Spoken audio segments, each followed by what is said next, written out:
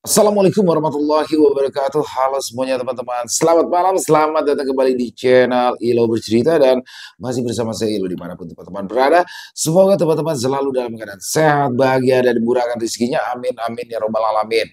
Dan pada kesempatan yang baik ini, saya akan membawakan satu kisah dari penulis asal Banten, Wakemot. Wah, Wakemot namanya unik ya teman-teman ya. Tapi sebelum kita masuk ke dalam kisahnya, buat teman-teman yang mungkin belum subscribe, yuk bisa diklik dulu tombol subscribe. Jangan lupa lonceng notifikasinya dinyalakan agar teman-teman selalu mendapatkan notifikasi dari konten-konten yang akan kami upload di setiap harinya. Dan untuk channel Lilo Bercerita kami upload setiap hari, setiap malam jam 9 malam waktu Indonesia bagian Barat. Oke, nggak pakai berlama-lama lagi. Pasti udah kesabaran kan? Untuk masuk ke dalam kisahnya, kita langsung saja masuk ke dalam kisahnya. Kita menuju ke Sukabumi.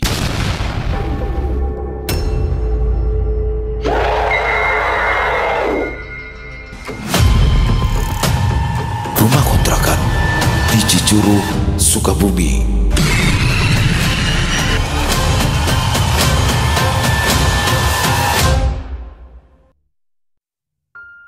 Sukabumi, Jawa Barat, sekitaran tahun 2010. Terik siang sedang dalam kondisi terbaiknya. Angin siang seakan menjadi obat atas panas yang dipancarkan oleh matahari.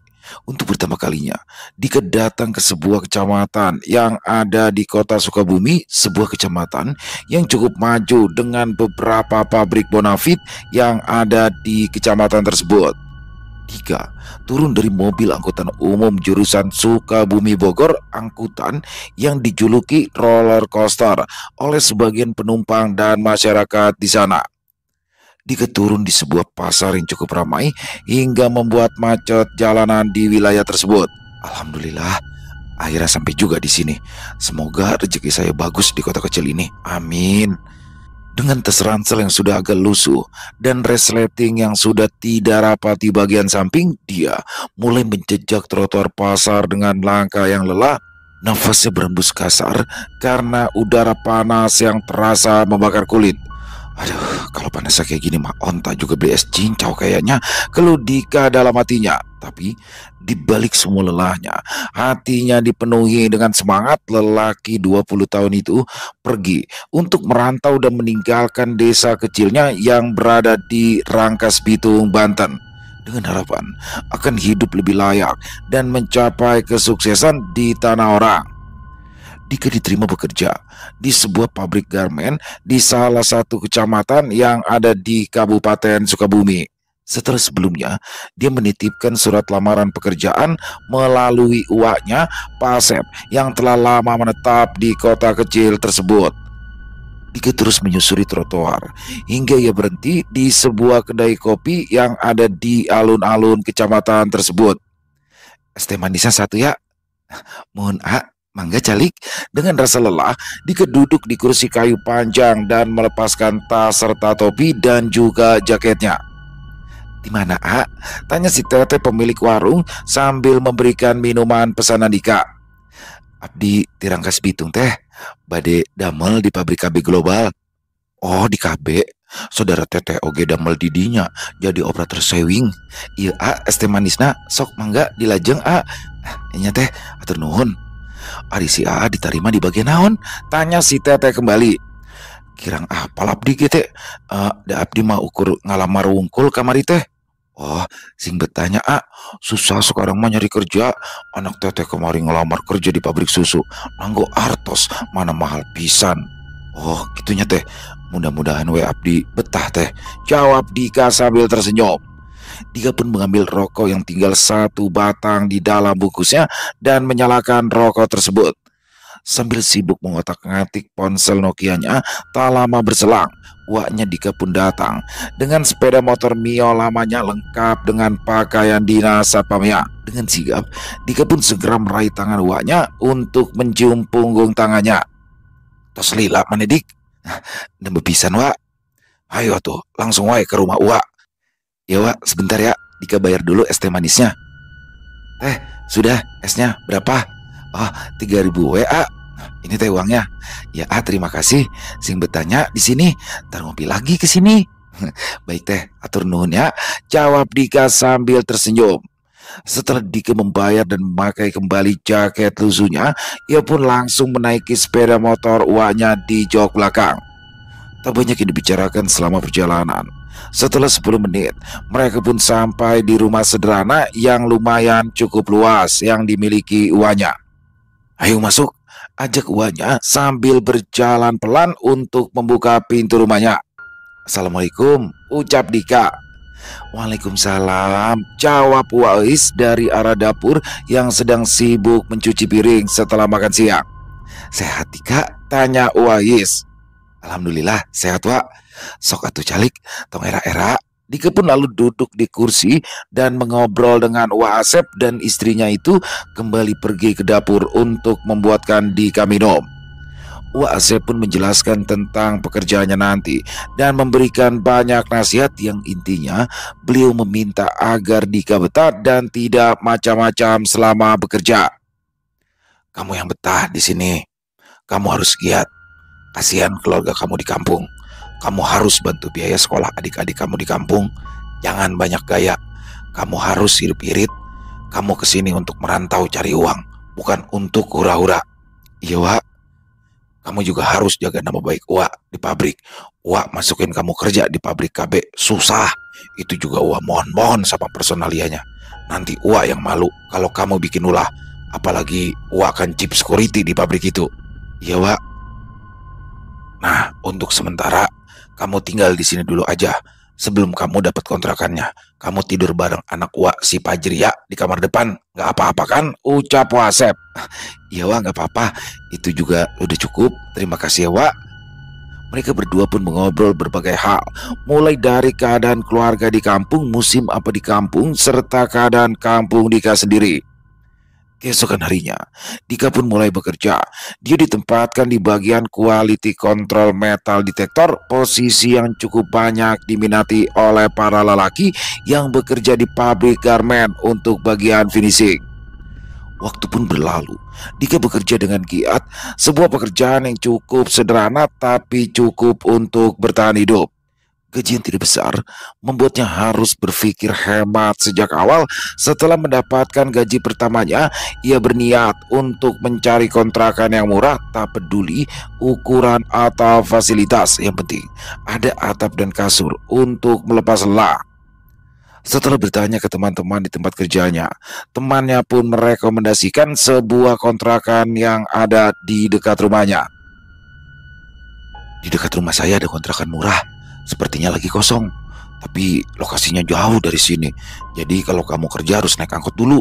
Tepatnya dekat pertigaan jalan alternatif, tapi di pinggir Jalan Raya Bogor Sukabumi. Lokasinya agak tersembunyi di atas sebuah tebing kecil. Kalau tidak salah harga sewanya cuma 150.000 per bulannya. Cocok lah buat kamu. Kamu kan sendirian ya. Ukurannya emang kecil, cuma 2 kali 3 meter. Tapi ya, cukup lah buat tidur," kata Andi.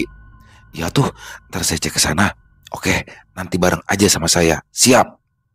Setelah pulang kerja, Dika pun langsung menuju ke lokasi dengan diantar Andi. "Nah, itu rumah yang punya kontrakan. Kontrakannya sendiri ada di belakang. Kamu sendirian aja ya ke sana, karena saya mesti jemput pacar saya ini." "Siap, hatur nuhun pisan euy. Kalem we atuh, siga kasaha wae urang OTW ya." "Yandi, hatur nuhun."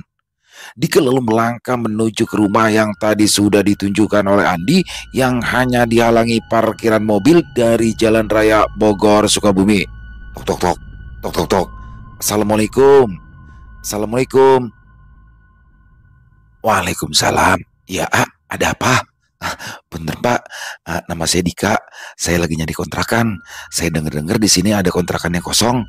"Oh, kontrakan. Ya ada, tinggal yang itu tuh." Sambil menunjuk ke arah jalur tanah yang menurun menuju bangunan kecil yang berada di sebuah tebing. "Baru sebulan kosongnya." Saat Dika pertama kali melihat tempat itu, nyalinya sedikit menciut. Bangunan mungil itu berdiri sendirian di sisi barat tebing, seperti bersandar pada tubuh bumi yang tua dan lembab. Di bawahnya terbentang empang berwarna keruh dengan permukaan tenang yang memantulkan bayangan pohon-pohon besar.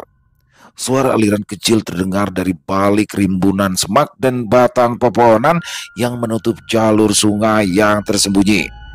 Angin dari empang seringkali membawa bau lumpur, lembab, dan kadang amis, tapi Dika tidak peduli. Dengan uang pas-pasan, tempat ini adalah satu-satunya pilihan logis. Dia menyewa tanpa banyak pikir panjang. Hari-hari pertama berjalan normal. Kontrakan itu, walau sempit, menjadi ruang privasi yang nyaman setelah seharian bekerja di pabrik. Dia hanya perlu membeli kasur tipis, kipas angin kecil, dan colokan listrik untuk mengisi ponsel. Malam hari, suara jangkrik dan kodok dari bawah tebing menemani tidurnya. Namun, semakin lama Dika tinggal, semakin ia terbiasa suara dari binatang-binatang itu. Seiring berjalannya waktu, dia pun makin terbiasa dengan kehidupan di Sukabumi. Ia mulai mengenal banyak orang, terutama dari kalangan sesama perantau dan pekerja muda. Dika memiliki pembawaan yang supel, mudah akrab, dan humoris. Tak butuh waktu lama, dia pun menjadi sosok yang disukai banyak orang, terutama para wanita. Wajahnya lumayan tampan, kulitnya sawo matang, tubuhnya tegap berotot karena terbiasa mengangkat bahan-bahan berat di pabrik. Gaya bicaranya yang santai, tapi membuat orang lain menyukainya. Dia memiliki kepercayaan diri yang tinggi. Ditambah lagi, Dika memang memasang susuk di dahinya sebelum berangkat merantau dengan tujuan agar banyak disukai oleh teman, atasan, ataupun orang yang baru mengenalnya. Tak heran jika banyak gadis pabrik yang melirik, bahkan beberapa berani mengirimkan pesan lebih dulu. Pada awalnya, Dika masih menjaga jarak, tapi setelah beberapa kali diajak nongkrong, kemudian semakin dekat, ia pun mulai tergoda untuk berpacaran dengan salah satu teman wanitanya di pabrik. Dia pun mulai berani untuk membawa pacarnya itu ke kontrakannya sekali, dua kali, lalu menjadi kebiasaan. Tiap malam minggu atau ketika ada kesempatan, Dika menjadikan kontrakan kecilnya sebagai tempat beristirahat bersama. Dia tak pernah berpikir jauh. Tempat itu memang kecil, tapi cukup gelap dan tersembunyi dari pandangan para warga. Tetangga sekitar juga tidak peduli, dan kalaupun ada yang melihat, Dika cukup pintar mencari alasan. Dia merasa hidupnya menyenangkan, punya pekerjaan, punya kenalan, dan bisa menikmati kesenangan duniawi. Namun, tanpa Dika sadari, sejak saat itu, hawa di dalam rumah kontrakannya mulai berubah. Dika mulai sering terbangun di tengah malam karena mimpi-mimpi yang aneh. Suara empang di bawah tebing kini terasa lebih nyaring dari biasanya. Kadang terdengar seperti bisikan atau seperti suara seseorang yang tertawa cekikikan di kejauhan. Suara seng di atap kontrakannya juga mulai sering bergemetuk tanpa sebab, seolah ada yang melangkah di atasnya. Pada awalnya, dia mengira jika itu hanyalah hembusan angin atau mungkin tikus, tapi malam-malam itu terasa semakin berat, semakin dingin, dan gelap yang memeluk kontrakan tak lagi terasa wajar. Dika mulai merasa seperti diawasi.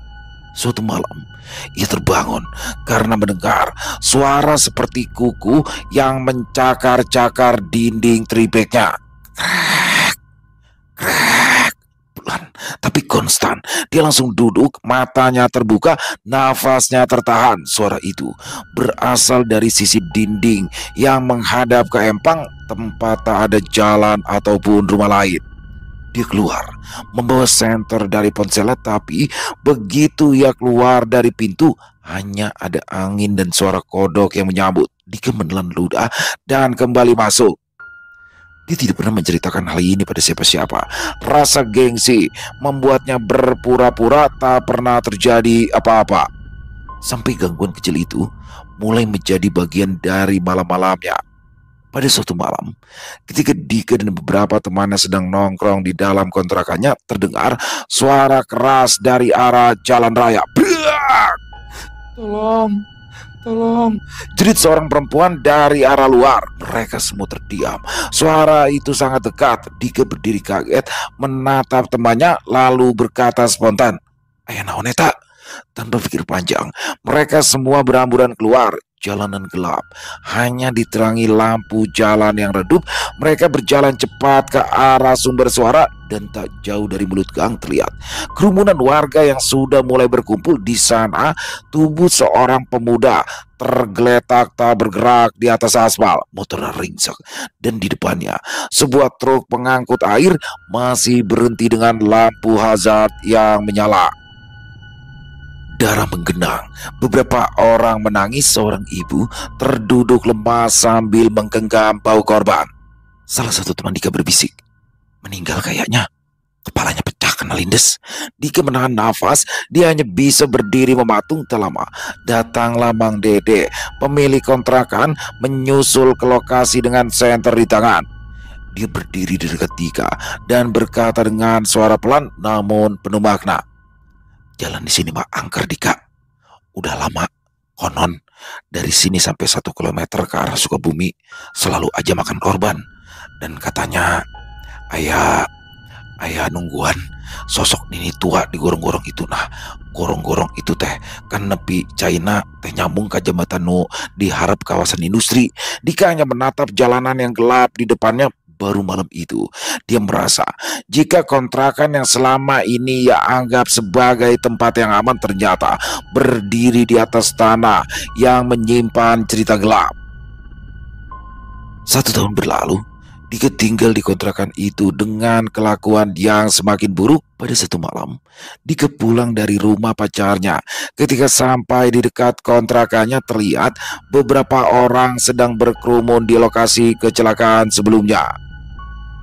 Setelah mendekat, Dika melihat sebuah angkot yang telah mengalami adu banteng dengan sebuah truk pengangkut pasir. Kondisi supir angkot yang terjepit membuat Dika meringis ngeri. Dia pun hanya bisa berdiri mematung tanpa berani membantu. Setelah semuanya dievakuasi, Dika pun segera pulang ke kontrakan dan segera merebahkan tubuh lelahnya. Sejak malam itu, pikiran Dika tak pernah tenang. Dia kembali teringat kejadian 1 tahun lalu. Wajah pemuda yang meninggal dunia itu masih tergambar jelas dalam benaknya. Tubuh remuk di tengah jalan, darah yang membasahi aspal, dan suara jerit perempuan yang memekakan telinga. Setiap kali dia melintasi jalan depan kontrakannya, nafasnya tercekat, seolah dia masih mencium bau darah yang menempel di udara malam itu. Tanya itu, sejak malam kejadian, suasana di kontrakannya berubah drastis. Dindingnya yang semula terasa biasa saja kini seakan-akan menyimpan sesuatu. Getaran halus seperti bisikan kadang terasa dari balik dinding. Lampu bolam 5 watt yang menggantung di tengah ruangan seringkali meredup sendiri, bergetar ringan lalu kembali menyala. Angin dari bawah tebing juga berubah lebih dingin dan kadang membawa bau amis seperti darah yang basi. Tapi yang paling membuat Dika gelisah adalah suara dari arah gorong-gorong. Gorong-gorong itu terletak di pinggir jalan raya tak jauh dari tempat kecelakaan sebelumnya. Dika tidak pernah memperhatikan, tapi setelah Mang Dede bercerita soal sosok wanita tua yang konon mendiami saluran itu, Dika kini menjadi lebih peka. Dan malam-malam berikutnya dia mulai mendengar suara ceklak, klak, seperti suara besi yang dipukul pelan. Kadang terdengar juga geraman lirik, kadang seperti rangan perempuan tua. Dika mencoba menyangkal itu semua. Dia menutup diri dari rasa takut, menganggap jika itu hanya sugesti. Tapi semuanya berubah ketika suatu malam dia pulang kerja lebih larut dari biasanya.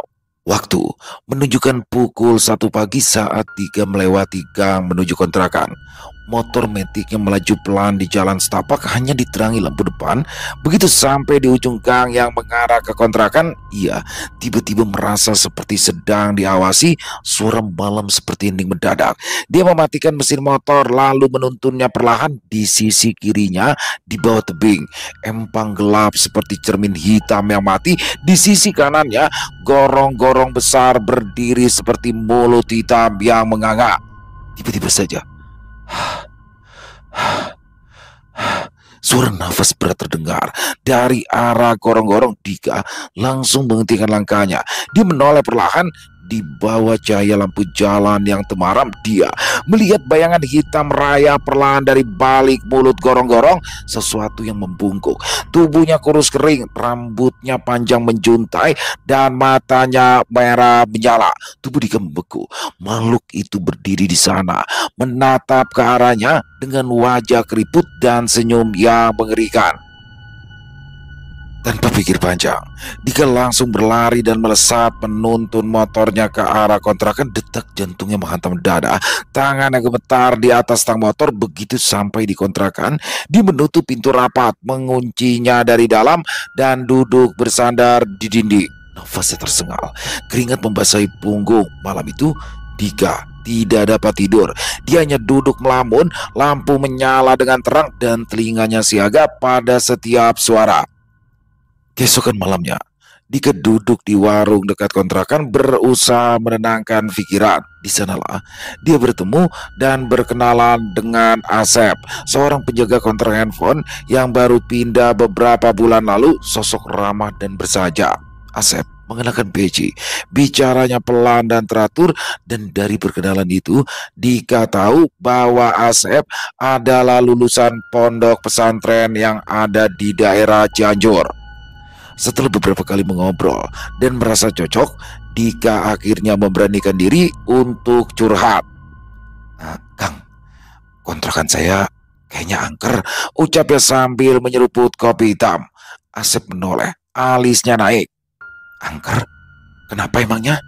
Dika lalu menceritakan semua kejadian, dari suara-suara aneh, bayangan digorong-gorong, hingga mimpi-mimpi buruk yang mulai mengganggunya. Asep hanya diam, mengangguk perlahan, lalu ia pun berkata, memang sih, tempat yang kamu tinggalin itu hawanya berat.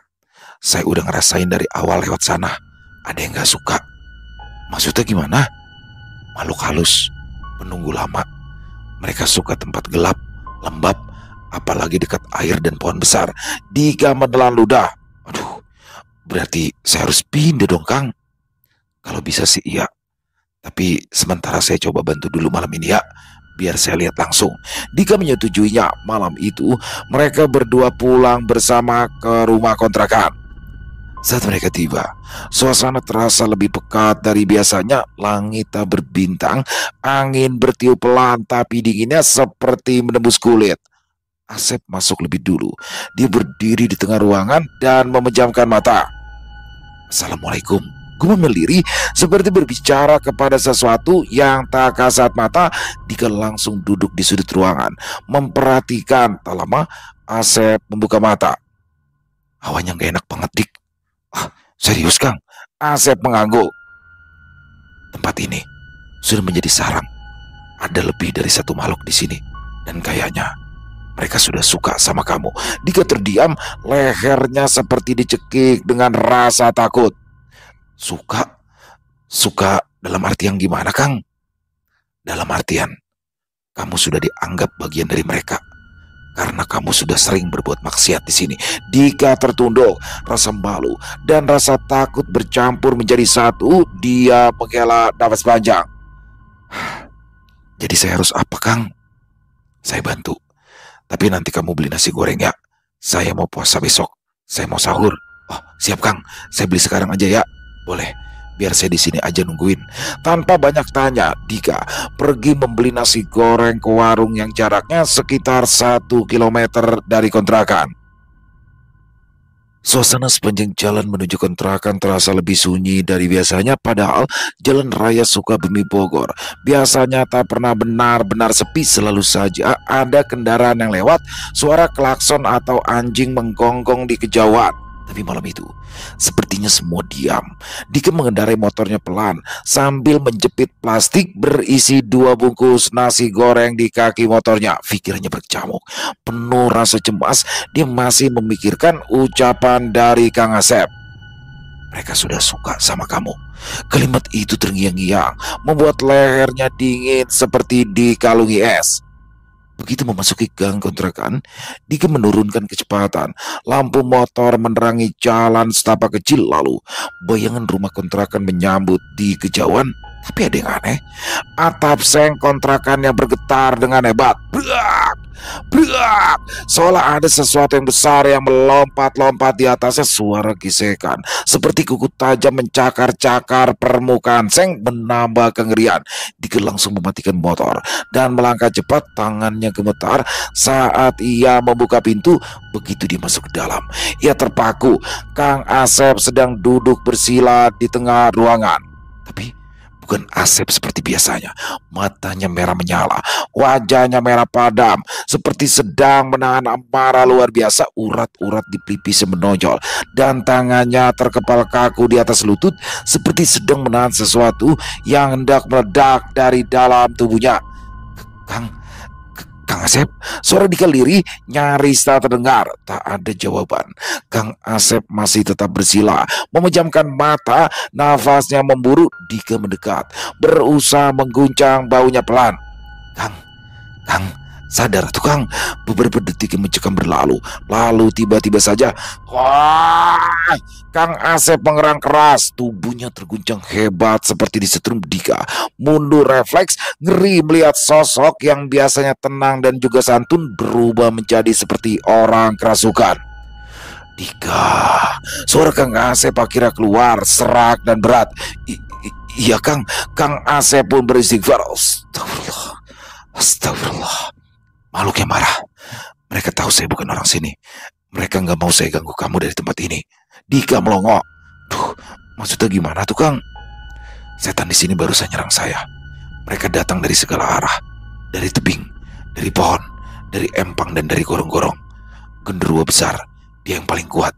Tapi bukan cuma dia, Dik. Ada kuntilanak yang udah lama diam di sudut kontrakan ini.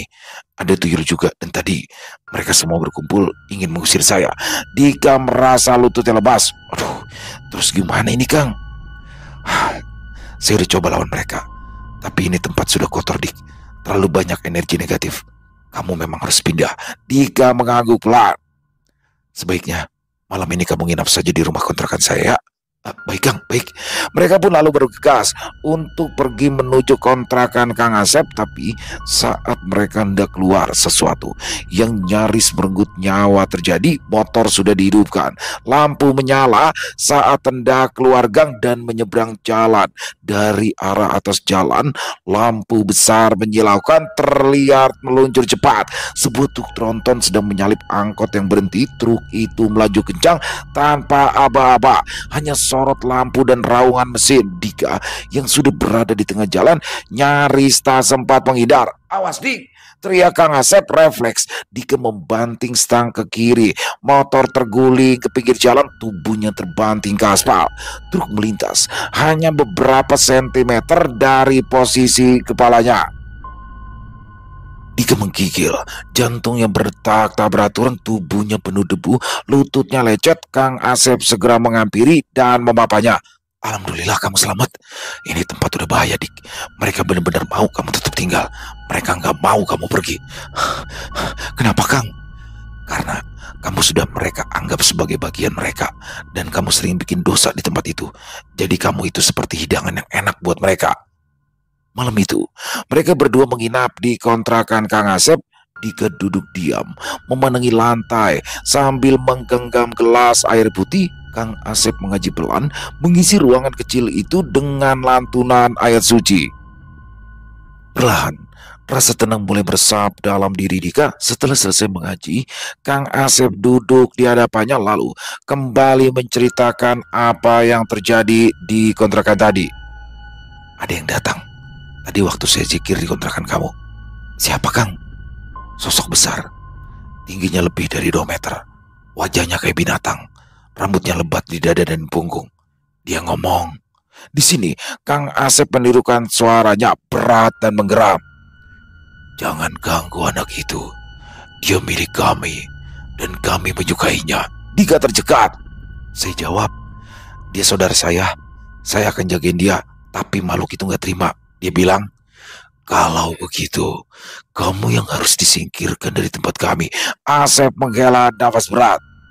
Akhirnya kami bertarung, tapi saya berhasil nahan dia, tapi cuma sementara. Dika masih gemetar. Kang, saya harus pindah secepatnya kayaknya ini. Ya, besok pagi kamu harus cari tempat lain. Jangan pernah balik ke sana sendirian, bahkan hanya untuk ambil barang sekalipun. Malam itu, Dika tak bisa tidur. Dia memandangi langit-langit kamar kontrakan Kang Asep sambil memikirkan semua dosa dan kelalaiannya selama ini. Dia sadar, tempat tinggal bukanlah sekedar tempat istirahat, tapi juga bisa jadi medan perang antara dunia yang terlihat dan yang tak kasat mata. Malam itu, Dika tidur di kontrakan Kang Asep. Meski tubuhnya lelah dan pikirannya kalut, dia berusaha memejamkan mata. Kang Asep tidur di ruangan sebelah, membiarkan lampu redup menyala agar Dika merasa aman. Keesokan harinya, Dika berangkat kerja dari rumah kontrakan Kang Asep. Kebetulan hari itu ada jadwal lembur yang mengharuskan Dika pulang jam 12 malam. Dengan rasa takut, Dika pulang seorang diri ke kontrakannya, sekedar untuk mengganti baju lalu pergi lagi. Sebentar doang mah gak apa-apa kali. Gak enak banget baju udah bau keringet. Padahal tadi udah numpang mandi di kontrakan teman, gumam Dika dalam hati. Setelah mengganti pakaian, tiba-tiba dering ponsel keluar. Ternyata Dika mendapat telepon dari pacarnya. Dika pun menjawab dan mulai mengobrol. Dan tanpa sadar, dia tertidur dengan ponsel yang masih menempel di kupingnya. Sekitar pukul 2:30 dini hari, Dika terbangun oleh rasa berat yang menindih dadanya. Matanya membuka perlahan. Dika hendak bergerak, tapi tubuhnya seolah lumpuh. Tangannya ditarik oleh dua makhluk kecil berkepala botak dan mata yang menonjol. Tuyul di atas perutnya duduk. Sosok berambut panjang, wajahnya pucat, dengan mata hitam pekat, bibirnya meneteskan darah, dan ia tersenyum seraya menciumi wajah Dika. Kamu enak, kamu panas, kamu dosa. Di dekat kaki, sesosok makhluk besar berdiri tegak. Kulitnya hitam pekat seperti arang, matanya merah menyala, giginya besar dan tajam genderuwo. Dari sudut-sudut ruangan muncul pocong-pocong berdiri tanpa suara, hanya memandangi tubuh Dika yang tak berdaya. Beberapa dari mereka bergoyang pelan, seakan Dika adalah santapannya. Lepaskan, lepaskan aku, Dika berteriak dalam hati, tapi mulut tetap bisa bergerak. Suara tak keluar. Dia mencoba membaca ayat kursi, membaca surat Al-Falaq, membaca apapun yang dihafal dalam hati, karena mulutnya seperti dikunci. Peluh dingin membasahi dahinya, nafasnya sesak. Ia terus mencoba bergerak, tapi semakin keras ia berusaha, semakin kuat tekanan di dada, seolah dunia lain mencoba menahannya untuk tetap di sana. Sosok kuntilanak itu mulai tertawa. Kamu akan tinggal bersama kami selamanya. Tuyul-tuyul itu mencubit-cubit tangan dan kakinya. Genderuwo itu mendekat, lalu menunduk ke wajah Dika, mengendus pelan. Nafasnya panas, bau bangkai menyembur dari mulutnya. Kau milik kami sekarang. Dika terus berontak, keringat dingin terus bercucuran. Lepaskan, lepaskan. Dika terus berontak. Semua doa dipanjatkan, sampai akhirnya dengan usaha dan niat untuk melawan, Dika berteriak, Allahu Akbar, dan semuanya hilang. Dika terbangun. Cuma mimpi, gumam dalam hati. Dia terduduk dengan nafas memburu, bajunya basah oleh keringat. Dia menoleh pada jam di ponselnya, pukul 3 dini hari. Dia menatap sekeliling, berusaha menjernihkan pikiran dan terus beristighfar. Dika berdiri perlahan, tubuhnya masih gemetar. Dia melangkah pelan ke arah pintu. Angin malam bertiup dari luar. Dika menatap ke arah luar. Pohon-pohon menjulang, dahannya bergoyang, tapi tak ada suara burung, tak ada suara jangkrik, hanya sunyi dan dingin yang menggigit. Dalam keputusasaan dan amarah yang mendidih, Dika melangkah ke depan pintu dan mulai berteriak, Lamun wani, ya aing gesudang, lawan aing. Tidak ada jawaban, hanya suara gemuruh angin yang bertiup lebih kencang, menggoyang dedaunan di kejauhan. Bulan di langit tertutup awan gelap. Lalu Dika merasakan tubuhnya merinding hebat. Bulu kuduk di tengkuknya berdiri dan dadanya terasa berat. Dia tahu mereka masih mengawasinya. Tanpa berpikir panjang, Dika meraih jaket, dompet, dan kunci motor. Dia keluar dari kamar dan berlari ke kontrakan Kang Asep yang hanya berjarak 10 menit dari tempatnya itu. Begitu tiba, Dika mengetuk pintu dengan keras. Assalamualaikum, Kang Asep. Kang Asep lalu membuka pintu, menatap Dika dengan tatapan tenang tapi tegas. "Dika, masuk." Dika mengangguk cepat. "Duduk, kamu kenapa? Berantakan amat kayak habis dikejar juri." "Kang, saya ketiduran di kontrakan, terus saya ngimpi Kang. Tapi itu nyata banget. Semuanya genderuwo, tuyul, kuntilanak, pocong, semuanya datang Kang." Kang Asep menghela nafas dalam-dalam. "Kan saya udah bilang, tempat itu bukan tempat biasa, Dik. Dan kamu sudah meninggalkan jejak di sana. Mereka itu suka sama kamu karena kelakuan kamu. Kamu ibaratnya sudah mengundang mereka dari awal." Dika menunduk malu. Kata-kata dari Kang Asep seperti tamparan keras. Dia memang selama ini hidup seenaknya membawa wanita ke kontrakan untuk bermaksiat tanpa pernah berpikir tentang apa akibatnya. "Terus saya harus gimana Kang sekarang?" "Sekarang yang paling penting kamu harus pindah. Jangan nunggu-nunggu lagi." Dika duduk bersila, wajahnya letih. "Aduh Kang, duit saya pas-pasan tapi Kang." "Kamu tenang aja, saya bantu semampu saya. Tapi kamu harus niat, kalau kamu masih ragu, mereka akan terus datang, bahkan dimanapun kamu tinggal." Malam itu, mereka bicara sampai menjelang subuh. Dika tidur di sana lebih tenang, tapi pikirannya masih dikepung bayangan-bayangan dari mimpi tadi.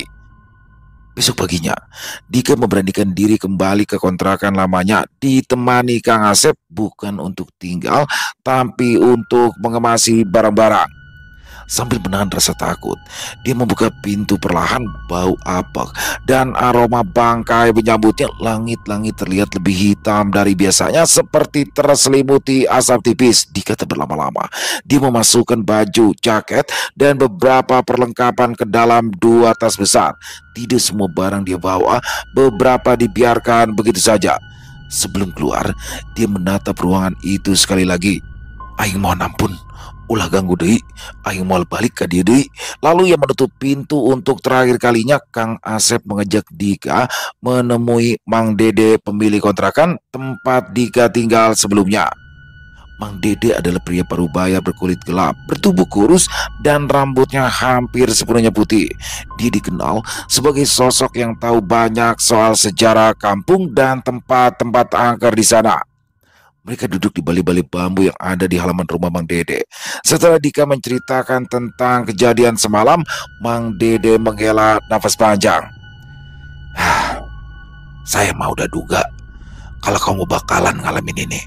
Makanya harga kontrakan itu saya kasih murah. Karena tempat itu bukan buat manusia tinggal terlalu lama." Dika menelan ludah. "Sebenarnya ada apa sih Mang sama tempat itu?" Mang Dede memejamkan mata sesaat, lalu ia mulai bercerita. "Dulu, sebelum ada kontrakan di sana, tempat itu adalah lahan kosong penuh semak dan pepohonan besar. Di bawah tebing ada empang dan sungai kecil yang sering dijadikan tempat mandi anak-anak. Namun di balik itu semua, tanah itu menyimpan cerita kelam. Sekitaran tahun 1980-an, ada seorang dukun perempuan tua yang tinggal seorang diri di gubuk kecil yang berada di dekat empang. Dukun itu terkenal bisa menurunkan anak, menggugurkan kandungan, dan sering didatangi wanita hamil di luar nikah. Tapi suatu hari, tubuh dukun itu ditemukan membusuk di dalam gorong-gorong tepat di area tempat kecelakaan jalan raya sering terjadi sekarang. Kepalanya hilang. Tidak diketahui siapa orang yang membunuhnya. Dan sejak saat itu, warga sekitar sering melihat penampakan wanita tua berbaju lusuh keluar dari dalam gorong-gorong atau duduk di atas batu yang ada di dekat empang. Bahkan anak-anak kecil sering hilang sesaat lalu ditemukan menangis tanpa sebab. Karena takut, tanah itu lama dibiarkan kosong. Tapi setelah tahun 2000-an, lahan itu mulai diuruk dan dibangun beberapa kontrakan kecil. Dan salah satunya adalah yang ditinggali Dika. Dan gorong-gorong itu bukan sekedar saluran air, tapi menjadi tempat pembuangan yang dulu sering digunakan untuk hal-hal gelap, termasuk buang janin hasil aborsi. Dika bergidik ngeri, nafasnya tercekat. Makanya setiap tahun pasti ada aja yang kecelakaan di depan sana. Seringnya mah mati di tempat. Kalau nggak nyungsep ke gorong-gorong, ya digila stroke. Jadi makhluk yang datengin saya itu, tanya Dika dengan suara bergetar. Mang Dede menatapnya lama. Itu mah bukan cuma satu, ada banyak. Tuyul, pocong, kuntilanak, genderuwo. Semua hasil dari dosa-dosa yang tertinggal di tempat itu. Dan kamu Dik, dengan segala yang kamu lakukan di sana, udah kayak lampu yang menyala terang buat mereka.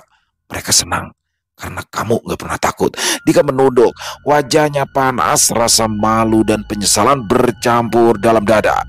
Tapi satu hal yang Dika lega, bahwa Mang Dede tidak tahu bahwa kontrakan itu sering Dika pakai untuk bermaksiat. Setelah Mang Dede menceritakan semuanya, Dika dan Kang Asep pun berpamitan. Terima kasih atas semuanya ya Mang. Setelah resmi meninggalkan kontrakan itu, Dika tinggal sementara di kontrakan Kang Asep selama beberapa minggu. Dia belum punya cukup uang untuk langsung mencari kontrakan baru. Apalagi di tengah kondisi mentalnya yang masih goyah, Kang Asep pun dengan sabar membimbingnya, mengajaknya sholat berjemaah, mengaji selepas Isya, bahkan sering memberikannya ceramah. Perlahan wajah Dika yang dulu selalu tampak ceria karena kesenangan duniawi kini berubah. Sorot matanya jadi lebih dalam, lebih tenang, namun juga memendam rasa trauma yang belum sepenuhnya sembuh. Suatu malam selepas maghrib, Dika dan Kang Asep duduk bersila di teras. Kang, kenapa saya bisa berubah drastis kayak gini ya? Padahal mah dulu saya ngerasa bahagia-bahagia aja. Gumam Dika lirik. Kang Asep menghirup udara malam, lalu ia menatap langit. Karena kamu dulu gak sadar kalau kamu hidup dalam gelap, tapi kamu mengira jika itu cahaya. Sekarang kamu lihat kegelapan itu sendiri, makanya kamu sadar betapa jauh kamu tersesat. Dika menduduk. Dia terdiam cukup lama sebelum berkata, saya pengen berubah Kang. Saya mau hidup lebih baik meskipun susah. Kang Asep menepuk pundanya. Itu niat yang bagus. Insya Allah kamu bisa. Tapi ingat, setan juga tidak akan tinggal diam. Mereka akan terus menggoda kamu, terutama setelah kamu mencoba keluar dari jalur mereka. Malam itu, mereka berbicara panjang lebar tentang kehidupan, tentang takdir, tentang pilihan-pilihan kecil yang ternyata bisa mengundang bencana besar.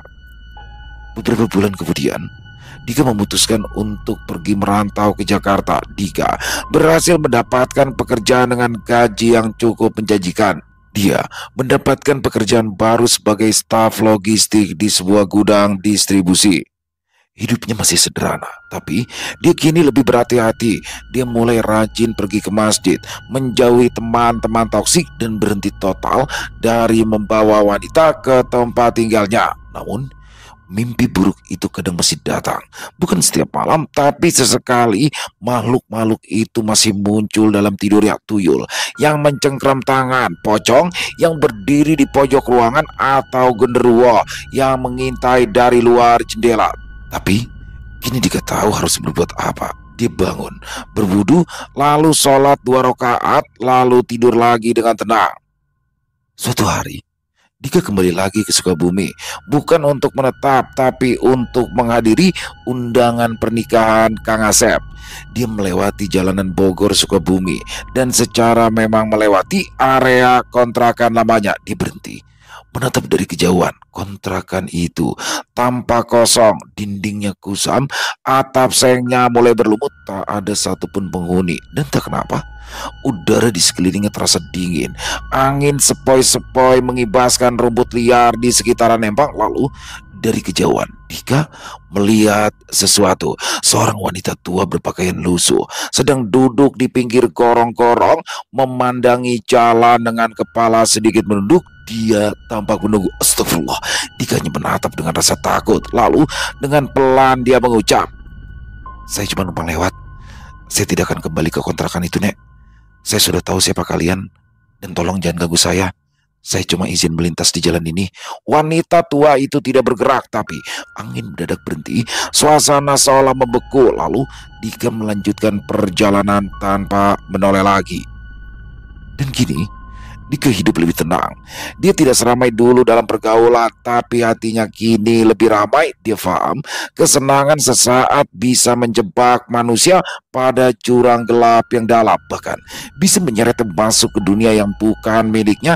Kontrakan tua itu, jalan raya angker, gorong-gorong tempat mayat dukun perempuan, semua itu jadi pelajaran hidup yang tak akan pernah ia lupakan. Dia tahu di antara kita hidup makhluk lain, dan jika manusia terlalu sibuk dengan hawa nafsu, terlalu suka dengan maksiat, terlalu sombong, maka yang tak terlihat akan mendekat dan mungkin tak akan pernah pergi. Selesai. Wow, luar biasa kisah dari Wakemot di sini bagaimana Dika ya, seorang Dika ini, waduh ini pertamanya sih udah asik ya, dia seorang pemuda umur 20 tahunan semangat membara untuk membiayai kehidupan keluarganya, datang dari Rangkas Bitung, Banten, berangkat ke daerah Sukabumi untuk bekerja sebagai pekaryawan pabrik. Tapi ternyata ketika tiba di sana malah ngaku lagi dia pakai susuk di dahinya. Aduh, padahal di dalam kisahnya dia ganteng segala macam, tapi pakai susuk gitu loh. Dan udah gitu ketika dia bekerja, mulai bergaul, tapi mungkin wajar lah itu sindrom kan, ketika anak muda mulai bergaul ternyata terbuka wawasan, di situ cewek-cewek seneng, wah dia sering bawa cewek ke kontrakan. Itu ternyata awal petaka tuh di situ tuh bagi Dika, yang mana pada akhirnya dia mendapatkan teror-teror mengerikan, dan ternyata juga rumah kontrakan itu memiliki masa lalu yang kelam. Terakhirnya lagi keren banget tadi, kebalik lagi masih ada tuh nenek-neneknya. Keren banget kisahnya, saya suka ya, alurnya bagus, endingnya juga kuat, akarnya, horornya dapet banget, dan Dika pada akhirnya bisa berubah dan menjadi lebih baik lagi sekarang. Keren banget. Terima kasih untuk Wakemot atas kisahnya yang luar biasa. Ditunggu lagi untuk kisah-kisah selanjutnya, dan semoga bisa menghibur teman-teman semua para pecinta penikmat horor misteri. Silakan buat yang punya komentar lain bisa menuliskan di dalam kolom komentar. Buat yang hanya sekedar saling menyapa juga silakan, insya Allah kami akan membalasnya satu persatu. Buat teman-teman yang suka dengan kisah barusan, bisa diklik tombol like-nya, tombol jempolnya, boleh juga dong dibantu di-share ya link videonya ini ke teman-teman yang lain agar juga ikut merasa terhibur. Sekali lagi, buat yang belum subscribe, yuk diklik tombol subscribe, jangan lupa lonceng notifikasinya dinyalakan agar teman-teman selalu mendapatkan notifikasi dari konten-konten yang akan kami upload di setiap harinya. Dan kami juga ingin mengucapkan terima kasih ya kepada seluruh teman-teman yang sudah selalu setia hadir, yang sudah selalu mendukung kami, karena teman-teman kami selalu bersemangat berkarya di setiap harinya. Dan juga buat teman-teman ya yang mungkin punya kisah horor misteri yang diangkat dari kisah nyata, dari pengalaman pribadi, apabila mungkin berkenan untuk dibawakan di channel kami, bisa mengirimkannya ke nomor telepon kami yang ada di sini. Dan buat teman-teman yang sudah mengirimkan kisah, kami ucapkan terima kasih. Di akhir kata, saya Ilo mengucapkan permohonan maaf apabila mungkin dalam pembawaan kisahnya barusan ada kata-kata saya yang salah, ataupun ada kata-kata saya mungkin yang kurang berkenan. Saya mohon dibukakan pintu maaf yang seluas-luasnya. Sampai berjumpa lagi di konten-konten kami selanjutnya. Pasti tidak kalah serunya, pasti tidak kalah horornya. Masih bersama saya Ilo di channel Ilo Bercerita. Salam sehat, sukses, bahagia selalu untuk kita semua. Wassalamualaikum warahmatullahi wabarakatuh.